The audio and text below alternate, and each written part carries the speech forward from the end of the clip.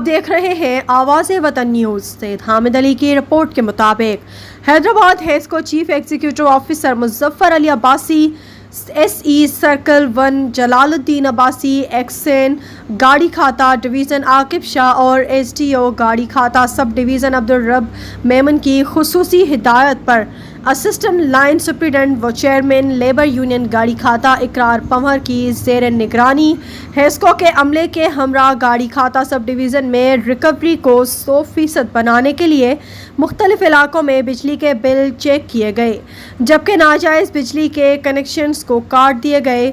उस मौके पर जनरल सेक्रेटरी लेबर यूनियन गाड़ी खाता सब डिवीज़न इसरार खान, अब डिवीज़न क्लर्क इम्तियाज़ शेख भी मौजूद थे। अस्सलाम वालेकुम।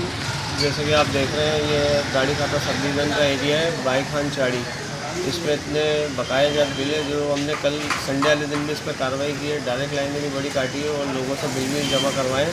तो जिनको हमने कल आज की वार्निंग दी थी कि कल हमने जिसकी डिस्कनेक्ट की, आज उनकी लाइनें दोबारा लगी हैं, तो हमने जो है दोबारा लाइनें सारी डिस्कनेक्ट करवा दी और जिनके बिल भरे हुए हैं उनकी हमने खुद से जो है ऑफिस की जो कार्यनामा की गई थी उनकी दोबारा भरे हुए लाइन हमने खुद से खड़े होकर लगवाई है।